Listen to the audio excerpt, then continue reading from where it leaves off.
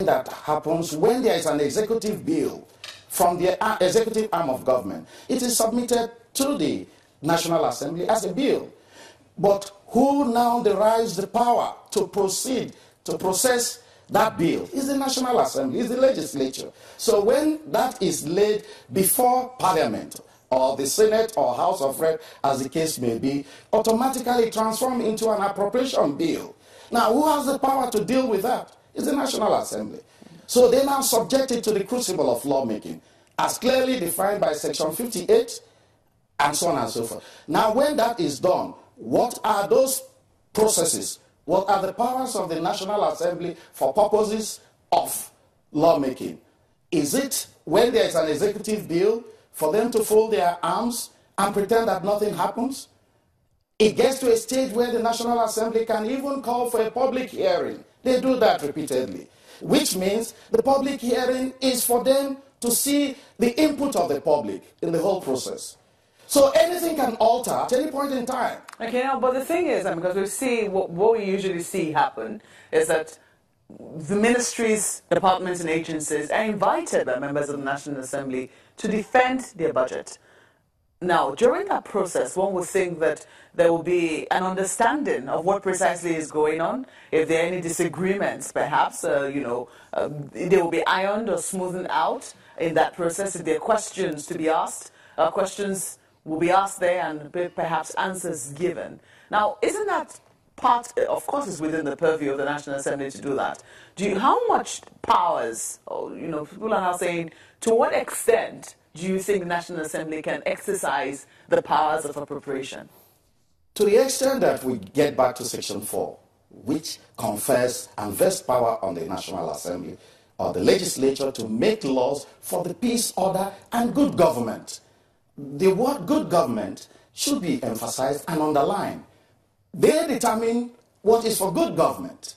So regardless of any negotiation or parleying with members of the executive, the National Assembly is supposed to be working for the overriding interest of the country, charged by the Constitution and powers given to them by Section 4 of the Constitution. If that were the case, why don't they just prepare the budget? They can. They can. But let me tell you honestly, I'm happy that in one of your previews, you indicated that the president assents to the law. The president does not sign a budget. He assents to a law. The appropriation law, that's what the president assents to, which means the power to make the law belongs to the National Assembly. And mark you, the National Assembly can override the president in the process. Section 59 is very clear on that. The way the National Assembly can override a veto of the president is the same way they can do for purposes of appropriation. So to that extent, constitutionally, they have the powers. And they have the powers to alter, to modify, to amend in the interest of good government of this country. So it cannot be taken away from them unless there's need for us to amend the Constitution.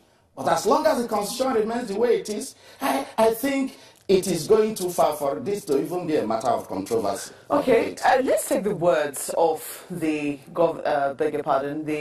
Minister for Power, Works and Housing, who's been making some comments here. He says that in a federal example like ours, nobody should be scared to have a judicial interpretation of the limits of the power the Parliament can exercise during appropriation.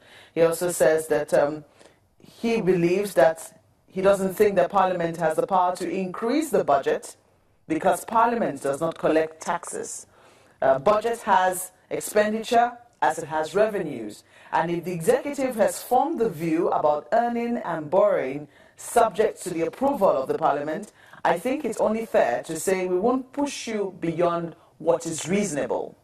Now, before this administration, we had seen, contentious pieces where the benchmark revenue for crude oil has been a bone of contention, has been a subject of controversy. In many instances, the executive arm of government wants a conservative figure because they believe that oil prices might not be stable. It's better to be safe than sorry. But oftentimes when it gets to the National Assembly, we see an increase in the benchmark price of crude oil, which sometimes they think is unreasonable. They believe that we should have a healthy savings. And now that the country is in a recession, they're short of saying, we told you so.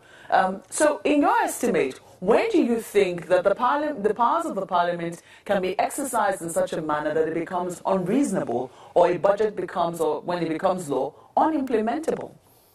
Well, I'm happy you used the last word, unimplementable, because it helps us to draw this line of distinction.